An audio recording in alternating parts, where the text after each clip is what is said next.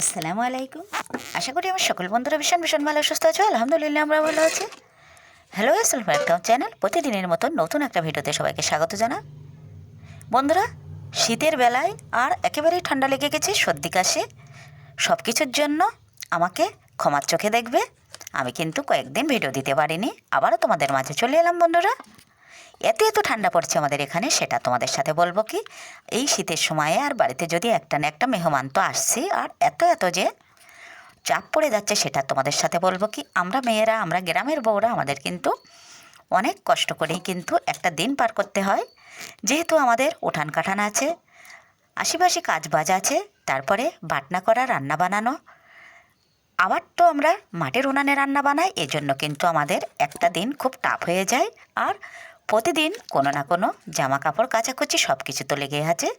এখানে দেখতেই পাচ্ছ বড় সাইজের একটা গোটা পোলট্রি নিয়ে এসেছিলো, সেটাই হাজব্যান্ড পরিষ্কার করে সব কিছু রেডি করে দিয়েছি। হাজব্যান্ড সেটা একটু কাটাকুটি করে দিচ্ছে বন্ধুরা। বড় সাইজের মুরগিগুলো আমি একেবারেই আর কাটতে পারি না, আমি একেবারেই সামলাতে পারি না। আর বডিটায় মাঝে মাঝে একেবারে ধার কমে যায়, আর তখনই কিন্তু আমার অনেকটাই কষ্ট হয়ে যায়।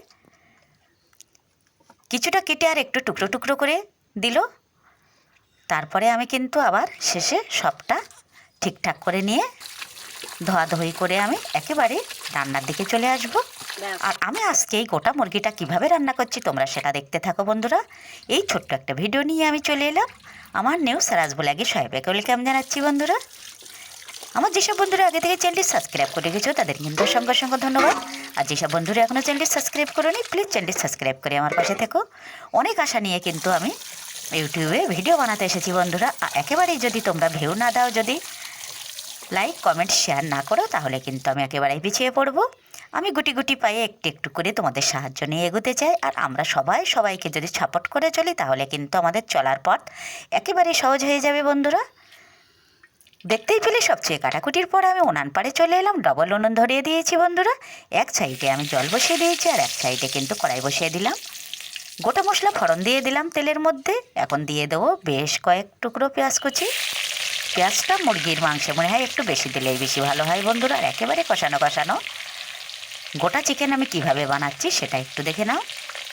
আমরা তো সবাই রান্না বানাতেই পারি, আমরা শহরে গ্রামে যে যেখানেই থাকি কিন্তু আমাদের রান্না করতে হয়। আমরা মেয়েরা, আমরা সবই কিন্তু পারি না পারি, যে যেভাবে পারে সেভাবেই কিন্তু সংসারটা সামলাতে হয়।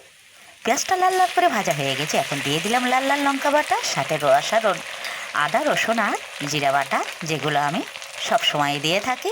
মশলাটা এখন একটু সুন্দর করে কষিয়ে নেব। আর কষিয়ে নেওয়ার পর কিন্তু আমি সেই ধুয়ে রাখা গোটা চিকেনটা দিয়ে দিলাম। আর গোটা চিকেনের মধ্যে কিন্তু একটা খাওয়ার বেশ মজাই আলাদা বন্ধুরা, কেননা এর মধ্যে অনেকটাই চর্বি থাকে।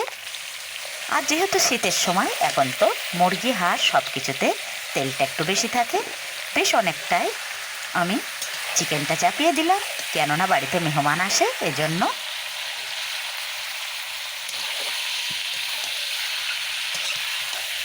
আমার কিছু কিছু বন্ধুরা সুন্দর সুন্দর কমেন্ট করে, সেগুলো করে কিন্তু আমার অনেকটাই ভিডিও করার মোটিভেট বেড়ে যাচ্ছে। আর এজন্যই আমি আবারও, একে তো শীতের বেলা, তাতে কিন্তু আশিপাশি কাজ ছেড়ে রান্না বানিয়ে, আর কিন্তু বড় কাজ সকালে কিন্তু রুটি বানাতে হয়, এজন্য বন্ধুরা আমি একটু পিছিয়ে পড়লাম। প্লিজ আমাকে ক্ষমার চোখে দেখবে। স্বাদ মতো লবণ আর একটু ধনিয়া গুঁড়ো দিয়ে দিলাম। এখন তো কষানোর পালা। আর যেহেতু গোটা মুরগি, এটা তো টেস্টটাই একটা আলাদা রকম হবে। কাঠের চালে, মাটির উনানে আমরা সব রান্নাগুলোই করে থাকি। আমি একটু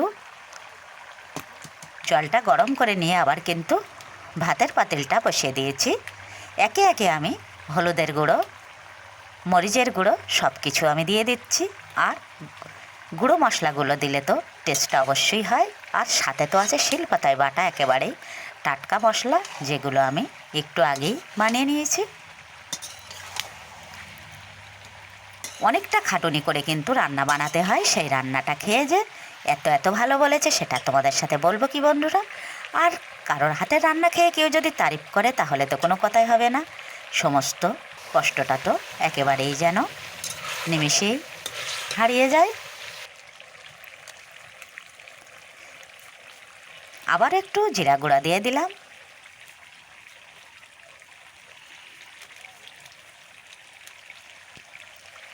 সুন্দর লাল টকটকে কালারের জন্য দিয়ে দিলাম আমি ঝালের গুঁড়ো।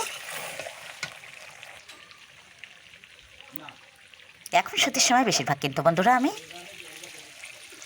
কাঁচা লঙ্কা বাটা ব্যবহার করি। মাছ পথে আমি কিন্তু একটু কাঁচা লঙ্কাও দিয়ে দিয়েছি, টেস্টটা দারুণ দারুণ হবে। এভাবে আজকের মতো ভিডিওটা আমি কিন্তু এখনই শেষ করে দেবো বন্ধুরা। যদি কিছু ভালো লাগে থাকে আমার চ্যানেলটি অবশ্যই সাবস্ক্রাইব করবে। সমস্ত বন্ধুদের জানাই কমেন্ট করার জন্য অসংখ্য অসংখ্য ধন্যবাদ। নেক্সট ভিডিওতে আবারও দেখা হচ্ছে। ততক্ষণে আমার সকল বন্ধুরা ভীষণ ভীষণ ভালো সুস্থ থেকো। অনেক দোয়াও ভালোবাসা রেখে গেলাম তোমাদের জন্য। আল্লাহ হাফেজ।